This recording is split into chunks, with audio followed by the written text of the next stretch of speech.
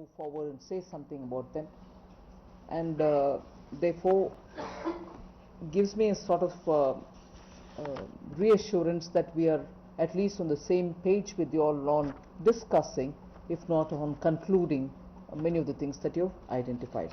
So what I would do at this time, it's 1 o'clock, I'll take only a 5-minute to quickly run through those items where many of you all have equally expressed your concern, and then I would request some of the secretaries who would want to come in, because they could probably bring in that calibration to say where we stand now and where or why we couldn't do anything at this stage, and we may want to take a bit more time to mull over the thought and come back in a future announcement or for a future budget.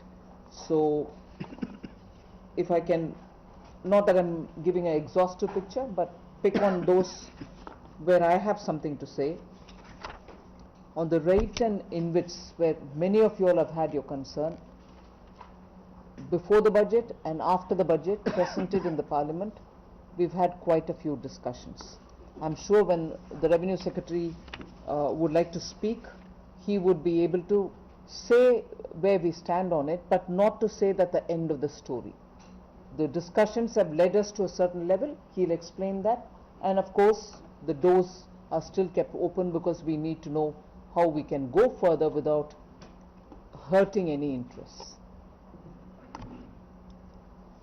It was a good thought to say, look, can there be, both as a part of the charter and also in general, guiding principles, so that you know eventually this country is not going to make laws which are beyond or hurting off the principle itself. So it gives you a broad kind of a landscape within which we'll sort of move around and not go fluctuating too far away, that it defeats the purpose of a good taxation principle. And whether it is to be incorporated in the charter itself of the taxpayers' rights, or is it going to be mentioned for each time there is a statute which is getting amended. Very good thought. I'm sure we'll go back and work some more on it and do something further. Regulations for obtaining PAN card. Ma'am, you did mention even for a simple thing like that there seem to be a lot of problem, and I'll have to go back. In fact, I straight away tell the CEA, probably get in touch with the lady there, Surbi, and get a picture, do some research on it, and come back and tell me why should it be so, when we are probably moving a bit further up the ladder, thinking that the ground has been cleared, made simpler for people to obtain PAN card where it is necessary. And if it is still a concern, whether it's for an Indian resident or a foreign resident, you should look at it, because from what you said, ma'am, what I understood was, because the law has been framed so much for giving a PAN for a resident Indian, is that creating a trouble? It could be as simple as that. I don't know, but maybe both of you all could talk to each other and it will be very helpful. On the Vivad Se Vishwas, treatment of losses, again a lot of discussion has happened. I don't think the details of this scheme is yet out. The cabinet has given its approval, the Rashtrapati has given its approval, his approval for the amendment which has come after the bill has been laid. So in a day or two we should be coming with a clear non-paper, because the Parliament has yet got to pass it. So I wouldn't say a notification, at least a non-paper, so that everyone gets a clear picture of everything that is going to be part of the notification once the Parliament passes it. At this stage the non-paper is being called so for this purpose, and the non-paper also would say subject to the approval of the Parliament. But matter of fact, that is what is going to come out.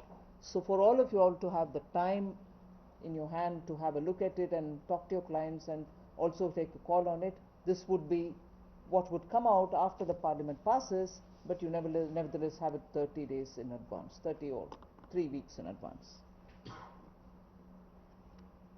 Again, on the pension funds, is it going to be part of what we've said here in terms of giving sovereign funds a certain kind of relaxation? Is that going to be a part of it? I'm sure the Revenue Secretary can speak on it. ESOP. The fable never ends for me. I thought we were coming back to you all to say, look, we've done this, you asked for it, we've done it. No, not good enough. I'm ready to hear more. But somewhere, even as we want to be all extending of help, we want somewhere somebody to concede saying yes. And I'm so glad Prime Minister spoke in times now, the way he spoke about, all of us should also think of contributing somewhat to the country. Yes, I agree, day one when you get the ESOP, you don't want to pay for it. Yes, I also agree when he leaves, it's a perquisite and therefore should he be paying on it. Please define yourselves on ESOP and tell me what is it. Is it a perk? Is it a salary? Is it to be taxed on day one? Is it to be taxed never? Let me know. My feeling is I've heard and heard and heard, and I thought, well, what was being asked is being given. No, it's now a perk. I don't want to tax perks, all right. But then please, make up your mind. Tell me for once. I want to deal with it with a positive, open mind. You're sitting right before me. I've also had somebody who's not here, who probably I'll meet when I'm in Bangalore next day after tomorrow with the same team. All of you all know who I'm talking about, Mohandas Pai. Between the two of you all, give me a formulation which is going to be acceptable to you. Then I'll take the blame for saying no, it's not acceptable to me, if at all. All right? Please. Because I've had ESOPs literally not putting me to sleep when I read the fable, but when I see ESOP, it's making me sit up. So, no, I'm not suggesting that at all. Please get that thought out of your head. No one is suggesting that you're all trying to avoid or evade. We are trying to strike a balance between what you can give us and what the government can take from you without, of course, hurting you. We are again repeating wealth creation is important for us. But yet, government also needs some money. So that's one of the things.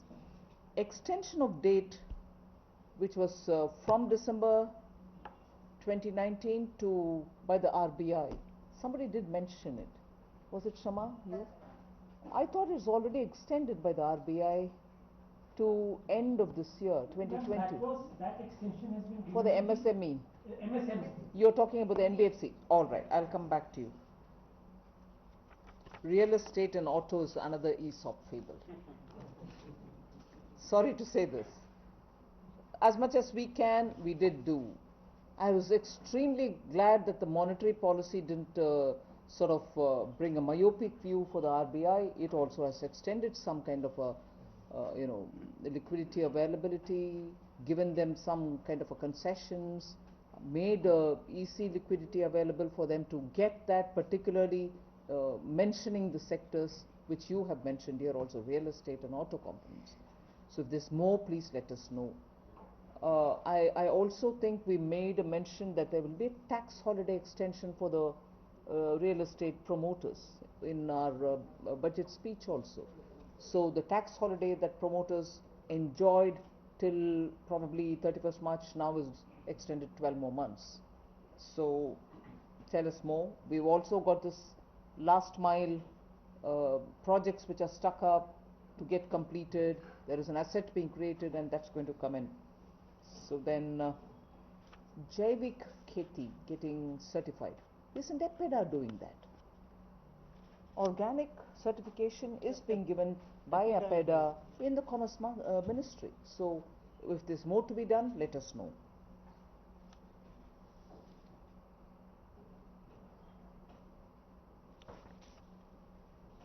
There was an interesting suggestion by Indranil Sengupta. I'm going to be at the RBI to obtain that list from the banks. Come on, tell me, what have you lent at what rate? That was a fantastic suggestion. I'll take it up. Risk aversion, yes, we need more ideas on what you want us to do with the banks, saying get out of it. I'm not making them do what they had done earlier, which they were not meant to do, going astray from their core business and doing long-term funding. No, on the long-term funding, there are two propositions which are mentioned in the budget. We'll go ahead with that, but we also need to talk to the banks to get into core lending, core business lending, which they used to do earlier. FRDI, lots of discussions have happened. I'm sure the ministry can expand on that.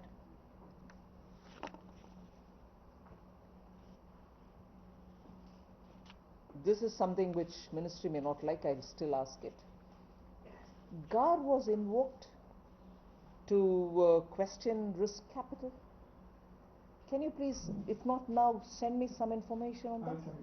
Because I don't want the tax department to be after you all on that. They can't be invoking GAR when they needn't.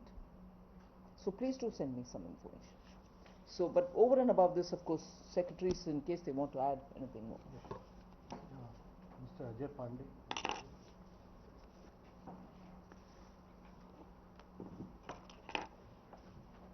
That some of the points and the suggestions that have been made here, as Madam Finance Minister has said, that in many of those items were discussed prior to the budget, and after that also some discussions have taken place. And some of the points I would like to mention here about the logic as to what we could do and what we couldn't do.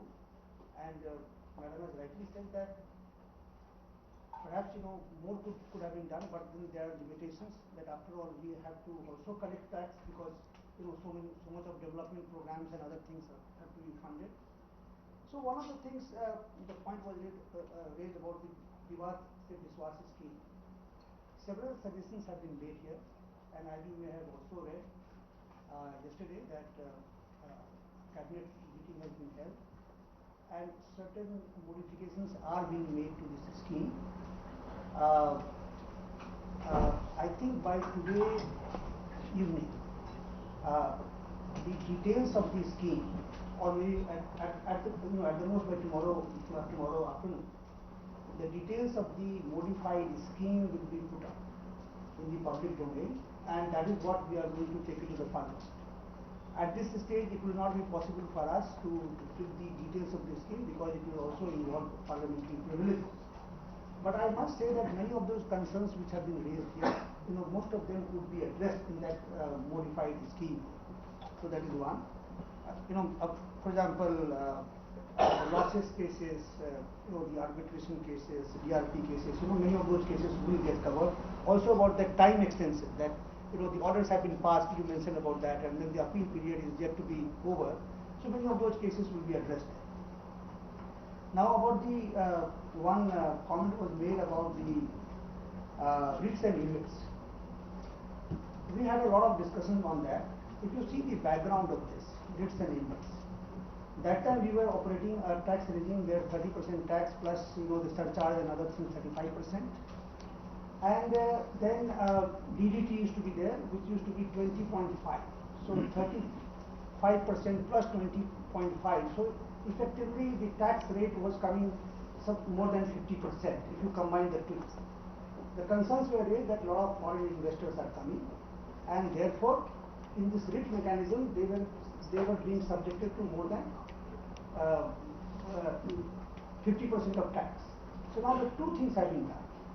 In the month of September, our corporate tax was reduced. Now from 35%, it is now effectively 25%. So that is there.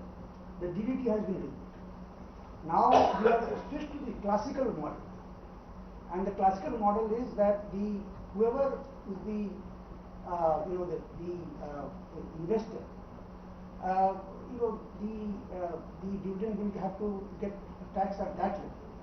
Now in case of our foreign investors, because it is going to be taxed ultimately after paying the corporate tax of 25%, and whichever gets passed through the RIT mechanism to the individual investors.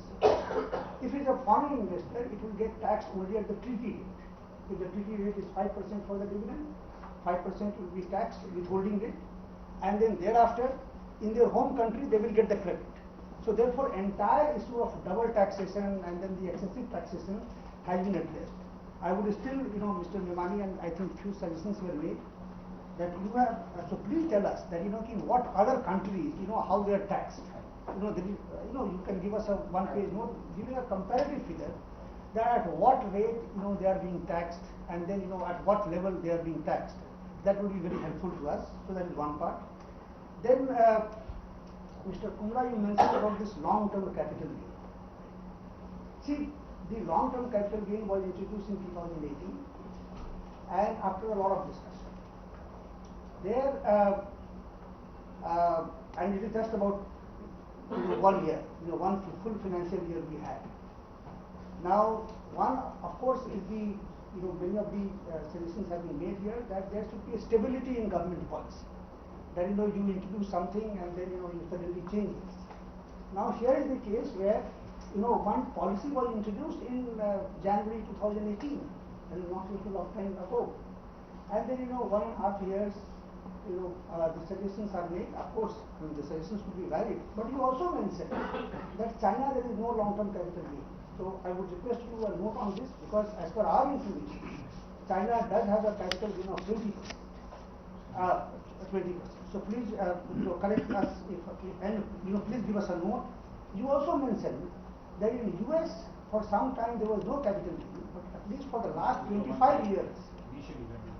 Maybe 1930 or 35 or 40, right? But then at least last 50 years, at least I am not aware that the US any time did away with long-term capital gain. Then about the ESOP, in fact, Madam Finance Minister has already mentioned this ESOP. This instrument was invented in 1956 by one person in US called Louis Tesla, 1956. And when we received a lot of suggestions about the ESOP, we did study that what is the worldwide system, and particularly in the Silicon Valley. And what we have given is more beneficial than what is being given in Silicon Valley. So if there is any other thing that we need to do, please give us a comparative note so that we can further consider. Because by completely deferring or by exempting without any limit, we are creating a distortion in the system where the people, instead of paying salary, they will only pay through the the ESOP mechanism, and then we will have some other cost. So we need a very, very detailed study as to what should be done. So we studied the Silicon Valley system and then try to give the 5 years deferment. Which country does this? 5-year deferment on the ESOP. I don't think at least I am not aware of the 5 years deferment. So please give us a comparative analysis about the petrol pump TCS issue was raised. I think there is some confusion there.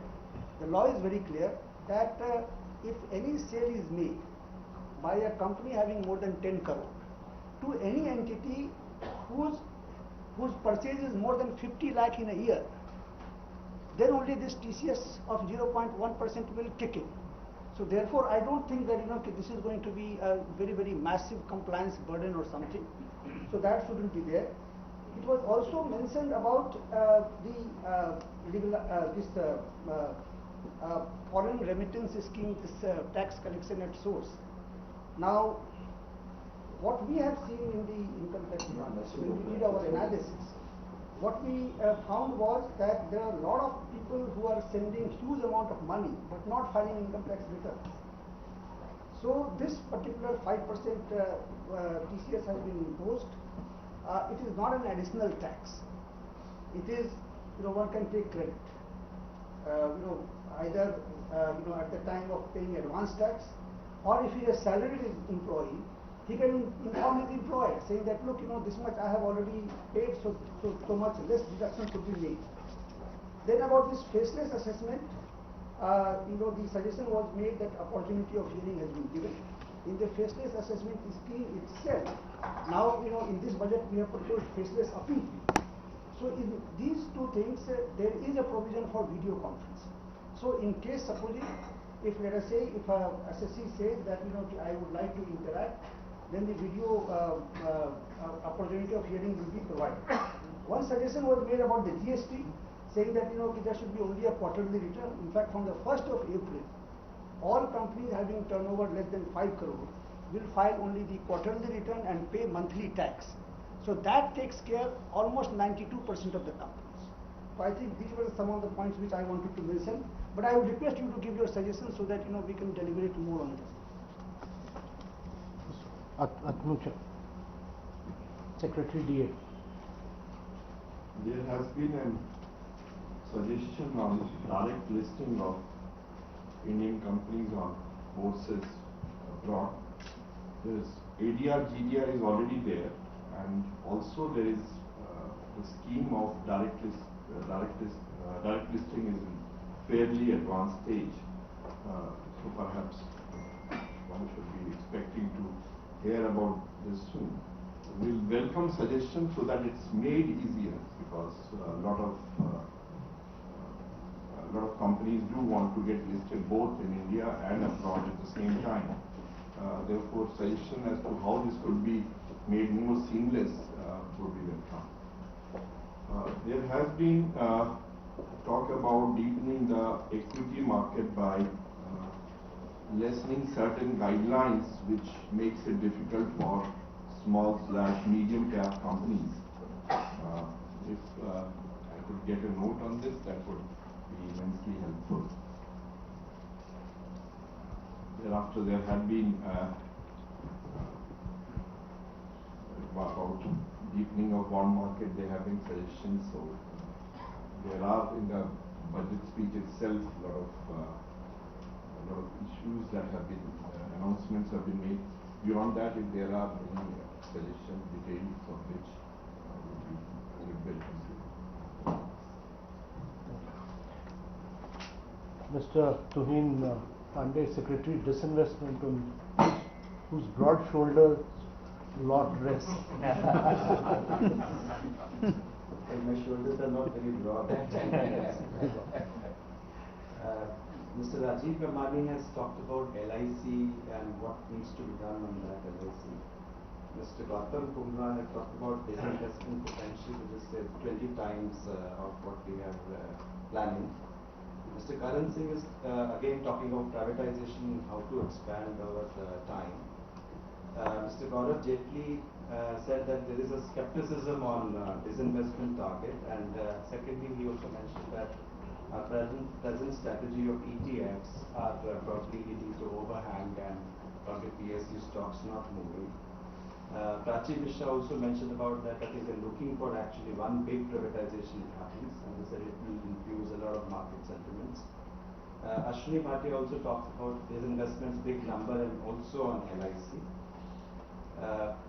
Then Dhaval Dalal is talking of FDI in the bond ETF, and also the Bharat bond ETF went out well, and we need to encourage FDI to encourage in that.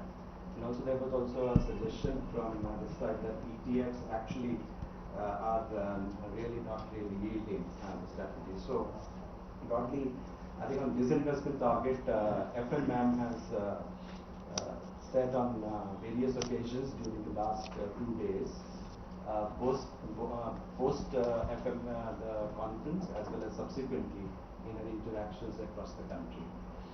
We have actually now made progress on disinvestments, and a very important change in strategy has been moved towards strategic disinvestment pipeline. So it's basically slightly away from minority stake sale to the strategic disinvestment and privatization.